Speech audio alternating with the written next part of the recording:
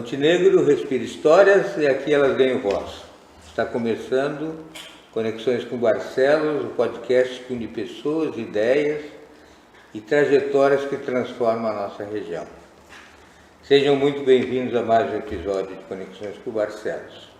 Hoje a nossa conversa é com João Batista, o Tito, presidente da Associação Comercial de Serviços de Montenegro, a ACI, e ele tem sido uma liderança muito importante no fortalecimento do empreendimento local, empreendedorismo local, apoiando empresários e promovendo iniciativas que impulsionam o desenvolvimento econômico e social da nossa cidade. É uma honra te receber, Tita. Conta pra gente um pouco da tua trajetória como empresário e líder associativo. O que te motivou a assumir a presidência da ACI e quais são os principais focos do teu trabalho hoje? Eu nunca me imaginei presidente da ACI, né? Até porque assim, a minha carreira profissional começou na ACI. O meu primeiro emprego aos 15 anos foi na Associação Comercial, né? Na época como office boy, estafeta, como queiram chamar. E eu sempre olhei para aquela parede de nobres, né? Desde essa época que eu trabalhava, enfim. E eu nunca me imaginei estar naquele quadro de ex-presidentes algum dia. Mas a vida vai levando a gente a tantos caminhos, né? Eu trabalhei 1 ano e meio na Associação Comercial, segui minha carreira profissional, né? Mais tempo no polo petroquímico. Trabalhei na TANAC durante um tempo e depois fui para o polo petroquímico. Lá trabalhei na Ipiranga, depois no que virou Braskem, né? Então foram 20 anos de polo petroquímico. E num processo onde eu diria assim, eu viajava muito, né? Equipe aqui em São Paulo, na Bahia, então eu vivia muito fora daqui. E aí era diferente, assim, porque quando eu chegava aqui, eu ia no centro, no máximo no sábado, né? Aí eu chegava no centro, surgiu um prédio novo, era um negócio assim que surgia, né, para mim, porque eu não acompanhava a cidade. Porque não dava tempo para isso, né? Eu passava o dia inteiro fora, chegava tardezinha e tal. E aí quando surgiu a oportunidade de vir a assumir parte da empresa, né? A empresa foi fundada pelo meu pai, e ficar perto de casa um tempo, né? Aproveitar minha filha, minha família, minha casa, enfim. Eu aceitei o desafio, né? Aí também estava em período de aposentadoria especial, etc. Aproveitei o desafio, aproveitei o momento e assumi, né, a gestão da Montepel, então a sociedade da Montepel. E aí comecei a me envolver com a cidade. E conversando com os meus amigos, naquele período, empresários, né, por mais que a empresa tivesse 20 anos na cidade, 18 anos na época, eles não conheciam a empresa. Parte dos meus amigos não conheciam a empresa. Eu disse, cara, tem alguma coisa errada, o nosso marketing está ruim, né? Poxa vida, eu preciso dessas pessoas para me fornecer material, esse é o meu negócio, né? Eu resolvo um problema para as empresas, mas eu preciso do material deles. E eu disse, cara, onde é que eu vou procurar divulgar a minha empresa? Né? Eu disse, cara, eu já conhecia a Associação Comercial de quando eu trabalhei lá, cara, na Associação Comercial. Então cheguei ali, Elaine, que me atendeu na época, né, eles estavam fechando a Expo ACI da época, que era no Rio Grandense, né? E aí eu contei para ela que eu queria me associar e eu gostaria muito de estar na feira, oferecendo os produtos da empresa. E aí ela gostou da ideia, e aí a gente... e assim eu participei naquela época, eu acho que era a 6ª Expo ACI, talvez, uma coisa assim. E divulgando os serviços, né, e os produtos da nossa empresa. E ali começou a minha relação com a Associação Comercial. E aí eu fiz uma apresentação, ela me convidou um dia num café de associados para me apresentar um serviço, o serviço da empresa, como é que a gente trabalhava. E num outro momento, na Associação Comercial também, num café, tinha a empresa Axion, ali do Polo, do Distrito Industrial, né, de Montenegro, mostrando o trabalho que ela fazia com escolas, com instituições, né? Ela fazia um trabalho de educação numa escola, um trabalho de educação no outro. Então. E naquele momento, né, eu disse, todo esse tipo de trabalho ele é muito legal, a gente tem que fazer. Eu disse, só que eu acho que quando a gente pensa principalmente em resíduos, né, porque a Axion falava de uma limpeza que ela fez na beira do rio, eu disse, cara, o nosso problema está na educação. A gente precisava, naquele momento que eu comentei, era de um projeto que perpetuasse, tivesse um início e uma continuidade, para que as pessoas se mantivessem, tu mantivesse elas, né, dentro desse processo. Porque quando tu fala de educação ambiental, tu fala hoje, né, que tem que separar o resíduo, 2 dias depois alguma coisa atrapalhou, a pessoa esqueceu e já não faz mais. Então ela tem que ser constantemente lembrada, porque o problema de separar o resíduo é um problema cultural nosso. A gente não faz. Diz que o problema da prefeitura é deixa que eles se virem, eu pago o IPTU e pronto. Então, quando tu tem um problema cultural, né, que está no sangue, para te tirar ele de lá, é difícil. É difícil, é muito trabalho, né, muita informação. Então, eu citei que a gente precisava de um projeto que perpetuasse. E aí, naquele momento, o presidente da época, que era o Cali, né, ele disse, não, nós vamos montar um núcleo socioambiental dentro da CI e tu vai coordenar. Olhou para mim e disse, tá, beleza, então bora, vamos coordenar. E aí começamos então esse núcleo socioambiental e foi onde a gente desenhou o Ecopila. Né? Eu acho que foi quase o único projeto que a gente trabalhou dentro desse grupo, mas foi um projeto que levou bastante tempo ali para a gente desenhar, né? E hoje ele já é uma realidade na cidade. Que ano foi esse? 2006. 2006. É bem interessante esse projeto, né? Hoje ele funciona em Soledade, funciona no acampamento Farroupilha em Porto Alegre, quando acontece, e agora a gente vem discutindo com outros municípios para a implantação dele. Então aí a minha relação começou a ficar mais próxima com a CEI. Na renovação da diretoria, né, o Cali me convidou para ser vice-presidente dele, né? Eu disse, cara, pô, legal, beleza, né? Vamos ser vice-presidente da Associação Comercial. E lá no fim do mandato ainda, né, quando estava perto do fim do mandato, o Cali veio falar comigo me convidando para ser presidente. Eu disse, cara, ontem eu ainda estava com o Gerson Miller ali na Vibra, né? Eu ainda contei essa história para o Gerson, porque eu disse assim, cara, como é que eu vou ser presidente? Heitor Miller foi presidente dessa casa, como é que eu vou ser, né? Eu trabalho com lixo, eu trabalho com resíduo e tal. Aí a gente conversou um pouco, eu disse, cara, eu não me sinto preparado para ser presidente. Não está na hora ainda. Não está na hora. Tá. E aí eu cheguei em casa, eu acho que é um incentivo que a gente precisa às vezes, né? Acho que nada se faz sem o apoio de casa, nem os dois lados, né?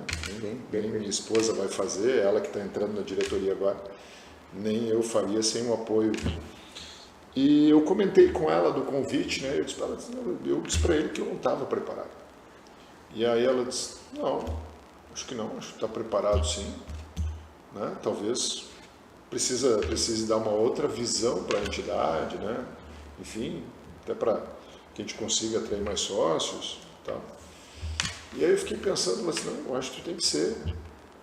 Mas eu fiquei quieto, não levei adiante. Mas no outro dia o Cali me ligou de novo. Eu disse, tá, cara, eu preciso que tu decida. Eu disse, tá, cara, vamos aceitar o desafio. Bom, né? E assim, né, me tornei presidente da Associação Comercial. Então foi um desafio para mim uma história muito grande. Muito bonita, né? Minha carreira começou na CI e eu acabei como presidente, né? Aqueles quadros que eu olhava lá, né, com admiração, porque eram representantes da cidade, do passado principalmente, né? Um dia vai ter, quer dizer, agora talvez no próximo ano já tenha o meu quadro lá junto. Parabéns. É até interessante porque eu fiz uma entrevista aqui com o Marcelo Cardone, e depois também com o Jorge Ferro, E eles também iniciaram lá na associação, o primeiro trabalho deles... Eu trabalhei junto com o Marcelo. O primeiro trabalho deles foi na associação. Tita, a inovação é um dos principais motores da competitividade. Na sua visão, quais são os desafios que as empresas de Montenegro enfrentam hoje para permanecerem relevantes e de que forma assim pode atuar como uma parceira estratégica nesse processo? Eu acho que o nosso grande problema hoje está sendo mão de obra, né? Então nós temos trabalhado e discutido muito a questão de educação dentro da associação comercial. Nós temos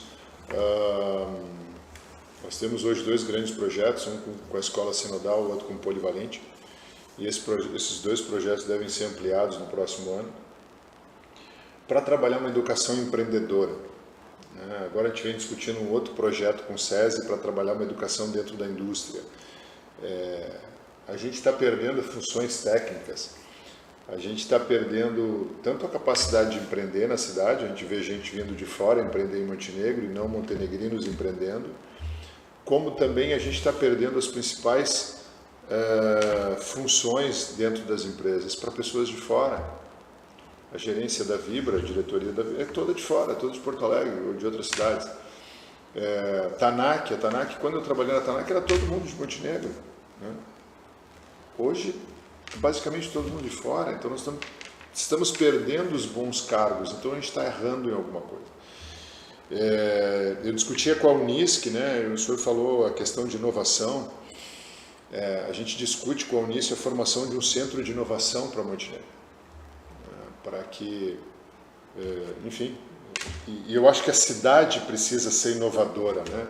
Tem uma outra questão que é discutir, inclusive, a lei de inovação para Montenegro, porque eu acho que a cidade precisa melhorar alguns processos também, né? Eu acho que o pessoal trabalhou muito numa recuperação que precisava ser feita. O Zanata fez um trabalho muito bom nesse sentido de recuperar a cidade, né? Recuperar um pouco do orgulho das pessoas pela cidade. Agora a gente precisa começar a inovar, né? A gente precisa começar a tornar a cidade inteligente, além de bonita, inteligente. Então, eu acho que é um próximo passo que precisa ser dado. E nós temos oportunidades, né? Eu essa semana ainda mandei para o Zanata para assim, cara, quando falar com alguém sobre tecnologia, sobre inovação, lembra que nós temos uma oportunidade muito grande que é data center, né? Com a inteligência artificial, a gente vai precisar de muitos data centers pelo mundo. E um data center precisa de muita água para resfriamento dos equipamentos, né? Pô, nós temos um rio aqui na frente, nós temos algumas estruturas ali que não estão sendo usadas na beira do rio, que podem virar um data center no futuro. Sei lá, é um investimento de 150, 200 milhões.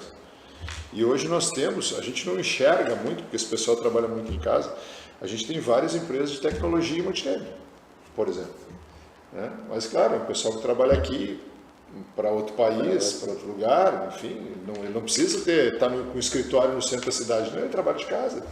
Entendeu? Então a gente tem muita gente trabalhando com tecnologia. Então acho que assim a gente passa por um processo de educação, né? Uma educação empreendedora, né? A gente precisa, não adianta nós ficarmos só reclamando que não temos mão de obra ou buscando mão de obra fora. Nós precisamos preparar a nossa mão de obra e tem que ser desde pequeno. E tu entende que seriam barreiras culturais? Teria que ser ou não? Não sei. Eu acho que assim, eu acho que talvez a gente tenha que pensar um pouquinho a educação diferente. Hoje eu escrevi um artigo para o jornal, saiu no jornal, sobre educação, o futuro da educação. Essa semana foi votado o Plano Nacional de Ensino na Câmara dos Deputados de Brasília. E eu acho que tem todo um contexto por trás disso, né? Quando a gente vai ler sobre a educação do futuro, né, ela fala sempre que a educação vai ter que ser cada vez mais individualizada, né? Porque tu tem que aproveitar aquilo que as pessoas são boas, né? Não adianta eu querer transformar uma pessoa que é boa em humanas num matemático ou num físico, não.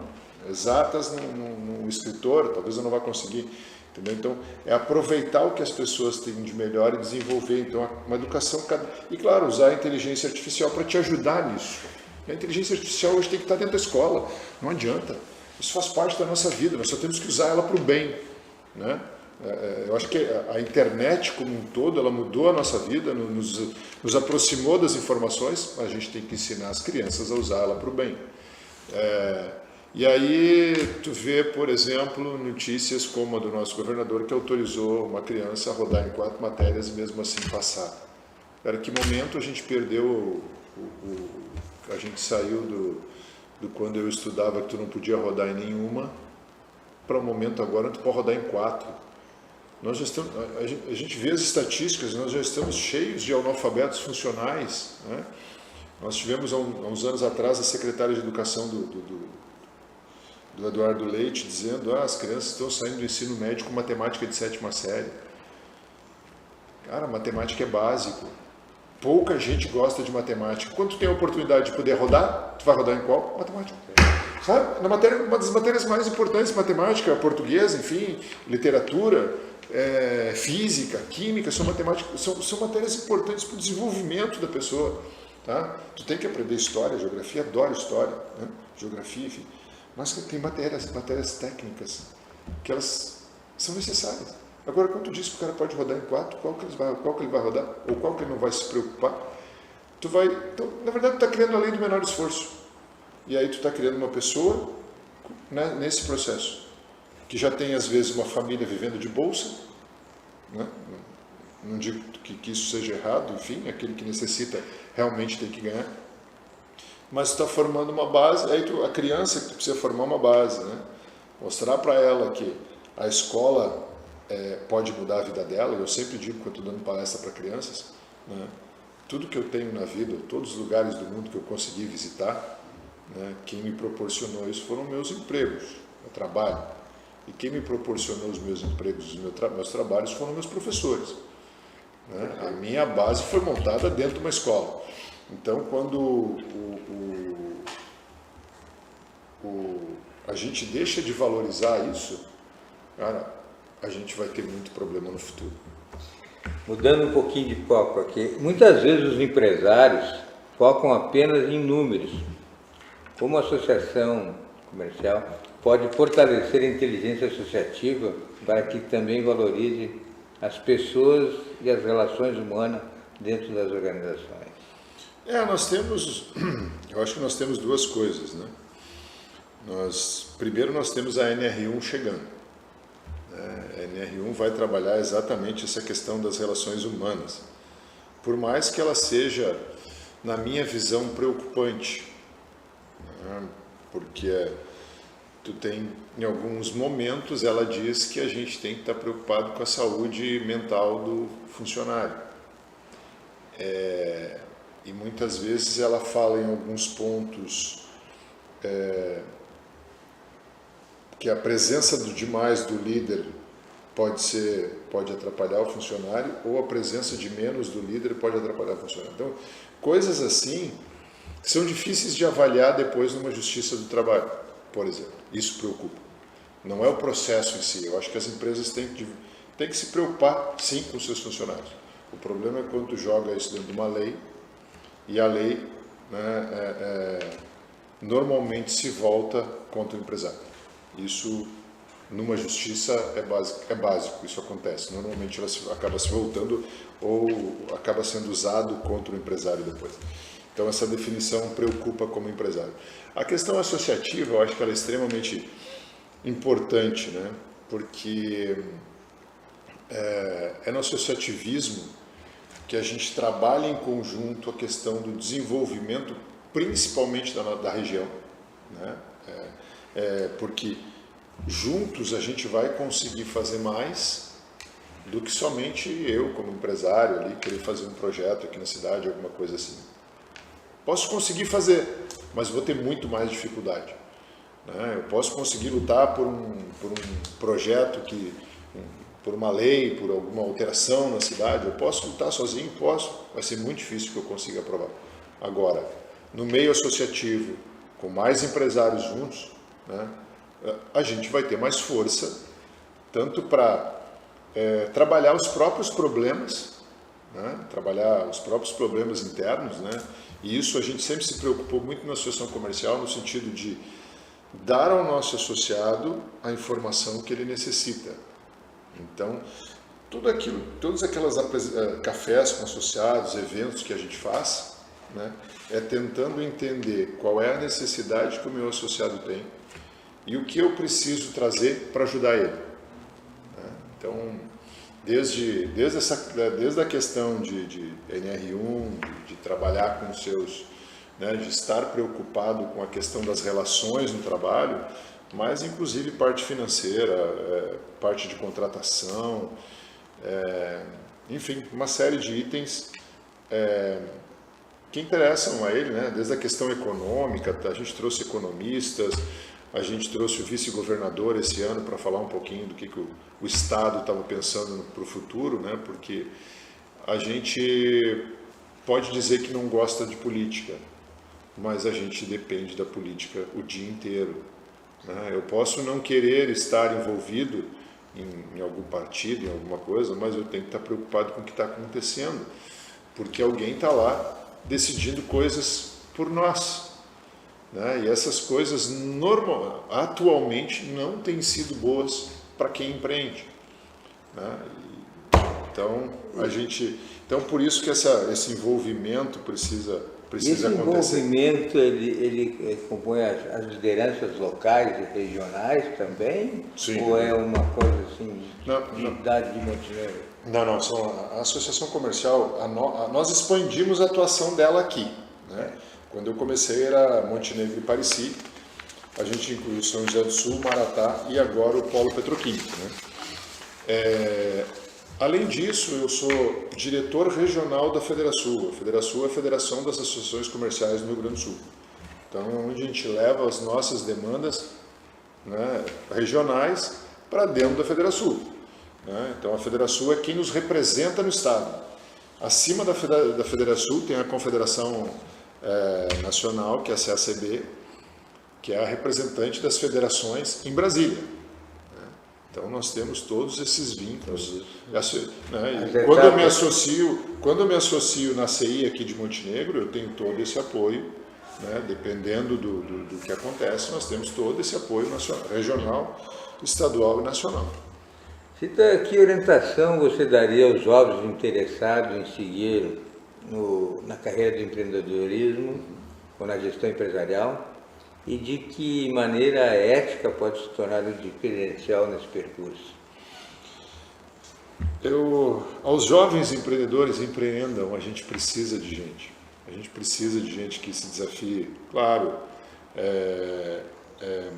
busque uma entidade para auxiliar. Né? A Associação Comercial é uma delas, temos Cindy Lojas, temos outras entidades que podem ajudar.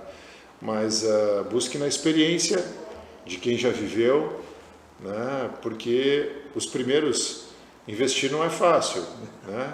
Investir não é fácil, a gente sempre comete erros nos nossos primeiros investimentos, quanto menos erros a gente puder cometer, melhor, né? Então eu acho que estudar, se preparar para tudo na vida, né?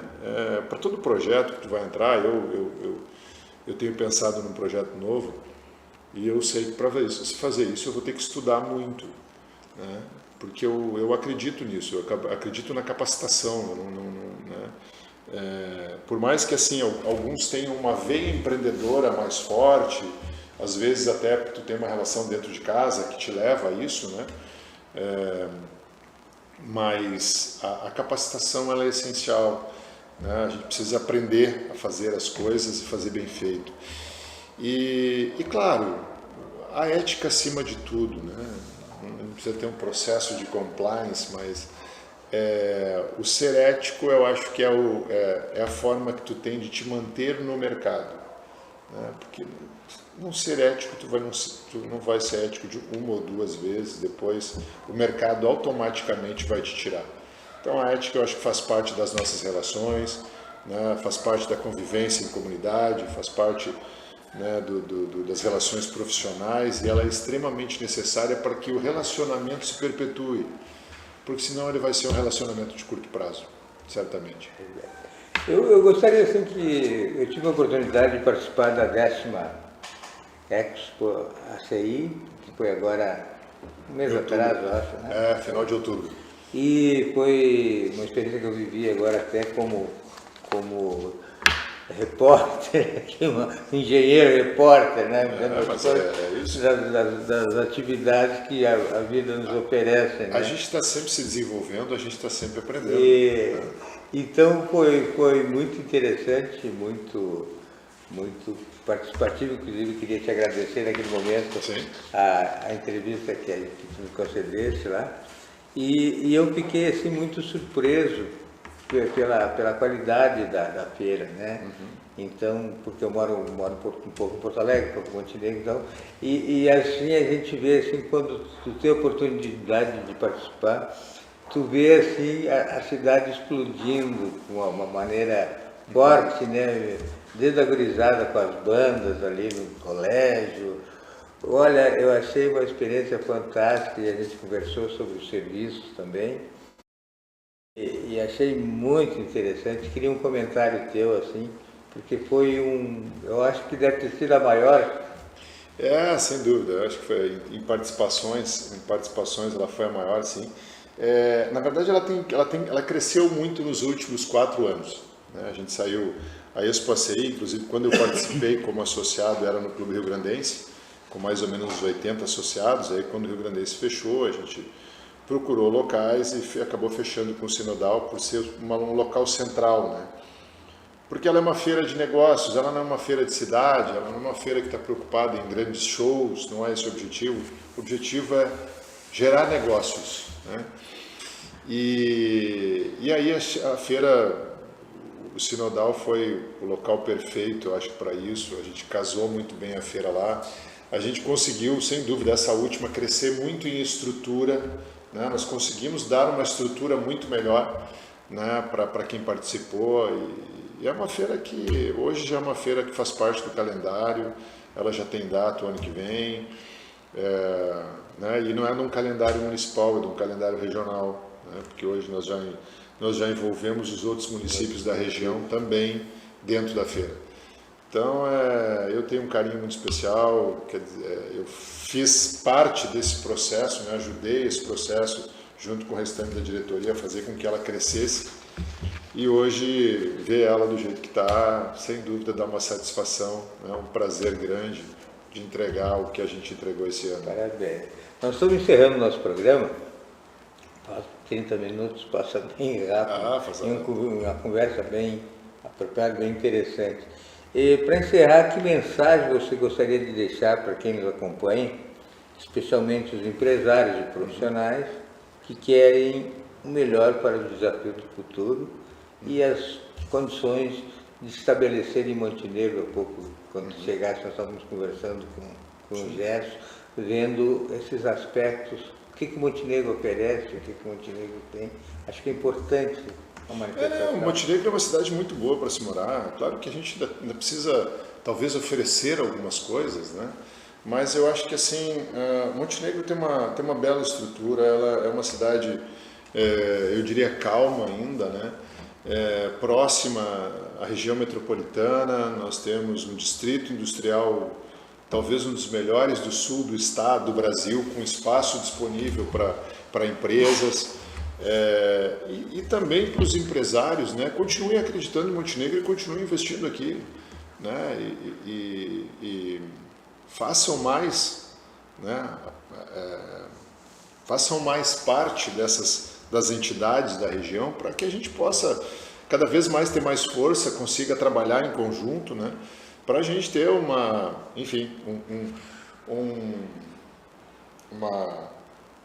espaço de investimento, né, cada vez mais liberal, cada vez mais apropriado, né, para quem quer investir. Então, continue investindo, continue acreditando na cidade, que Montenegro vale a pena. Tita, muito obrigado por compartilhar a tua trajetória e mostrar como a CI tem sido uma força essencial para transformar os negócios e fortalecer a nossa região. Esse foi mais um episódio de Conexões com Barcelos. Nos vemos no próximo encontro, porque toda boa história merece ser contada. Obrigado. Obrigado, Barcelos.